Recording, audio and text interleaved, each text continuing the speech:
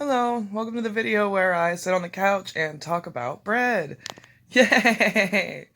Oh, this one's easy. Cool.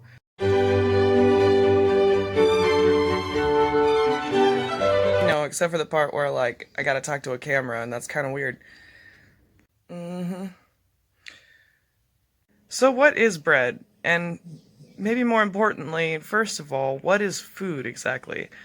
Because food, the word, doesn't actually mean what we think it means.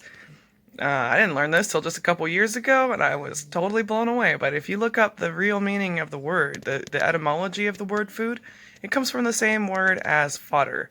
Fodder is basically like whatever you can put in a machine or, produce in mass to give a whole lot of really cheap fuel to generate the highest output you can come up with for that machine. So like animal feed for a farm, so that you can feed your herd as cheaply as possible, that's fodder. Or if you're like trying to burn wood chips in a gasifier or something, that's fodder, right? As far as like calling what we eat to sustain ourselves food, or to call it something that means fodder, the implications of that, if you ask me, are like not great, On the other hand, remember that old hillbilly word victuals? Like, hey, you gonna eat them victuals? Think about where that one comes from. That's the same word as like vitality or victory. That means life. That means life-giving. That's fantastic. Great. So I'm not trying to tell you that you shouldn't use the word food anymore. I mean, I still use it. But it's something to think about. What is food? What are we eating? Is it just fodder? Is it just something to get by on? Or is it actually, super fuel? Is it something that's going to give us life? So food is a message that tells our genes how to express. Whatever it is that we eat, it has an impact on us somehow or another. And if that message has been scrambled up by being highly processed and had other things added into it, like preservatives and weird things, then the message has been tampered with, and it's not going to tell our genes how to express correctly.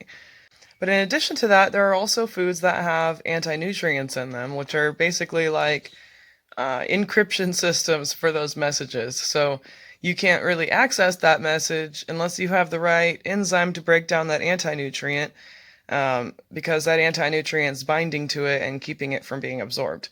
So that's where fermentation comes in. That'll decode the information in that food and make it available to your body to be able to absorb and digest and make sense of.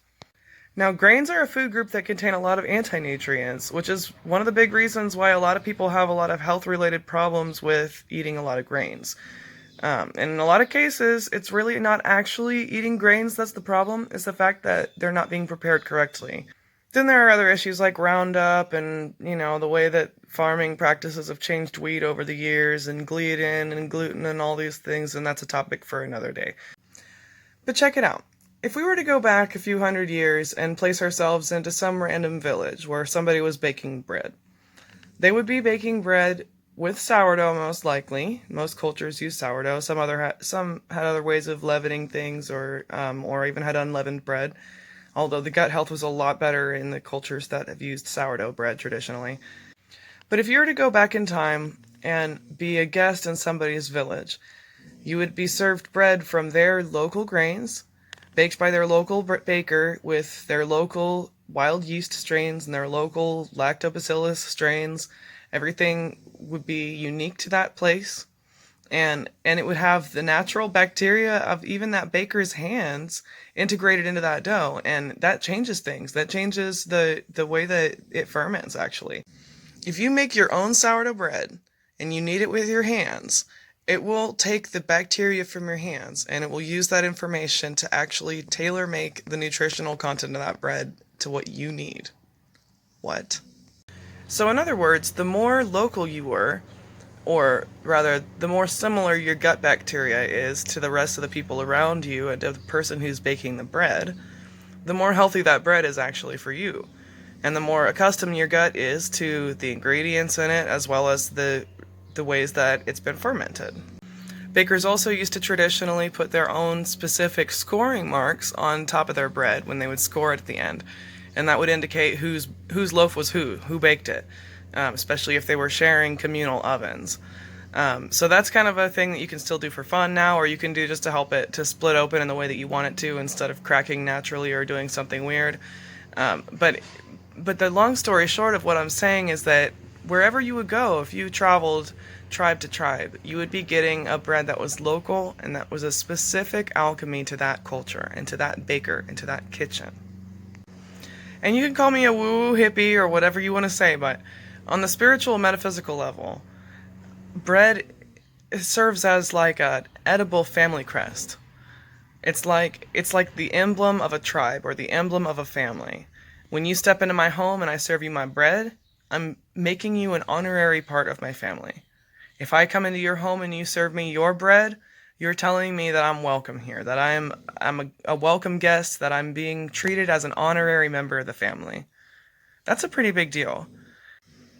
So for a few decades now, most of us have been used to going to the store and purchasing, whoa, an emblem of a family crest that makes us honorary members or maybe full-on members, who knows, of a robot machine factory bread tribe. I mean, like, these aren't really real breads. Like, it's not even really like alchemy. Like, they're just putting a bunch of chemicals in there that mimic the properties of what fermentation does to wheat or to grains in order to replace that. And they're giving you a bunch of unfermented grains, plus all these chemicals, and calling it bread, but it's really not bread. Like, bread is an alchemical thing. Like, it's an organism. It's different. It's not just a mixture of things baked. It's not just a chemistry project. It's a biology project. So now, even though we still call it bread, what we've actually got in most stores is just an imitation product of something that for centuries was a biological, alchemical, cultivated product, not a chemically created product. It's really a completely different product now. It's criminal if you ask me that can still be called bread legally. And personally, I would assert that's probably a huge part of the reason why so many people are gluten intolerant and developing all these other food sensitivities these days, is we're not really meant to be a part of that tribe, like an industrialized, globalized robot tribe. It just doesn't really sit right, doesn't really feel good to the soul, you know what I mean? And like the more we get to where we really want to do something powerful and empowered with our life and live a meaningful life, it just doesn't fit into that diagram. And we start needing to have foods that reflect that and foods that fuel, the kind of empowered life that we're trying to live, rather than one that's coming from a machine. And in the same way, even home-baked bread has been put out of our reach, and it's been made less good. We've been given this commercial yeast because it's so much more convenient and it's easier to use, but before we had commercial yeast, it was all sourdough if it was yeasted. That was the only way to make yeasted bread. And it's not that much harder, honestly, guys, come on. Recipes always seem so complicated. You gotta have like precise measurements. Everybody acts like if you screw up one tiny little thing, the whole thing's gonna go wrong. But honestly, the only reason why that's true is because they're using measurements. Plus, sourdough fermentation changes the texture of grains and actually does a lot of the same things that those chemical ingredients are mimicking in the first place. So it's actually a lot easier to create the texture that you're looking for if you use sourdough than it is with regular yeasted baking. Baking was always an intuitive art form before we started getting crazy with it like this. It doesn't have to be rocket science. It wasn't before. So if you like the idea of the things I've been talking about and you want some really, really good bread that's actually life-giving and nourishing and you can feel the life force as soon as you eat it and be like, oh my god, my body needs this so bad right now, instead of like feeling weighed down and bogged down and crappy and constipated or whatever from eating bread, then join my Facebook group, Outside the Breadbox, Freeform Gluten-Free Sourdough, and I'll teach you how to make it. I'm doing a free workshop on May 4 to 10. It's going to be a week of bake-along from home, online workshop fun. It'll be really easy. It's really going to be very little work throughout that time. Most of it's just going to be sitting and waiting. This time is the only time it's going to be free to everybody. I'm going to be doing a lot more of these in the future, but this free one is on just a classic sandwich bread, and it's a free-form, customizable process, so I'll walk you through it. I'll give one-on-one coaching to everybody who's involved in the workshop as needed.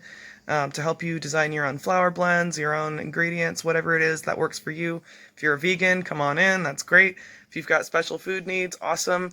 I can't really help with keto diets right now if you're keto, but that is something I'm going to be doing in the future. Is working on coming up with some kind of a good keto sourdough bread. I know it's got to be possible. There has got to be a way. I'm going to do it. Anyway, I'd love to have you come join the group. Come learn some things, do some baking. It's going to be awesome. It'll be absolutely worth it. It's not going to be that difficult.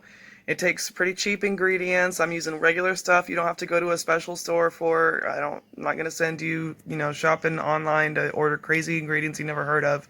Stuff like apples and beans and rice. I've been a gluten-free baker for 8 years now, and for the last couple of those years I've been doing sourdough. Wish I would have discovered it sooner, but I didn't, and it's amazing. It's an absolute game changer. Like, my baked goods went from they were pretty good and sometimes really good to being amazing all the time, and I don't miss wheat at all. In fact, I'm glad I'm gluten intolerant because it's made me discover how to make the best bread ever and fall in love with baking bread. And it's become a huge passion of mine. I just, I can't talk good enough about it. It's just fantastic. And because I haven't been happy with using processed gums and weird things and lots of powdered starches in my breads, I've actually come up with my own method, and that's what I'm teaching in the workshop and on that group. And my method involves using heat to activate the starches and whole food ingredients like potatoes and rice, and then pureeing them. So you can boil it or pressure cook it and then make this puree, and I just call it bread goo. Please help me come up with a better name than that. Oh my gosh, it's bad. And I need my other flours and my starter into that to create the dough into that binder base. So the starches are getting the full bang for their buck, and it makes a really stretchy dough that you can actually knead somewhat like gluten, and create a lot nicer bread than anything that I've been able to come up with just a bunch of powdered flours and starches. Well, that's all I got today. Thanks for watching my awkward camera talking session, and I hope you enjoyed it. I hope you learned something. And subscribe to my YouTube channel and join my Facebook group if you want to learn how to make this bread, and I'll teach you. Thank you.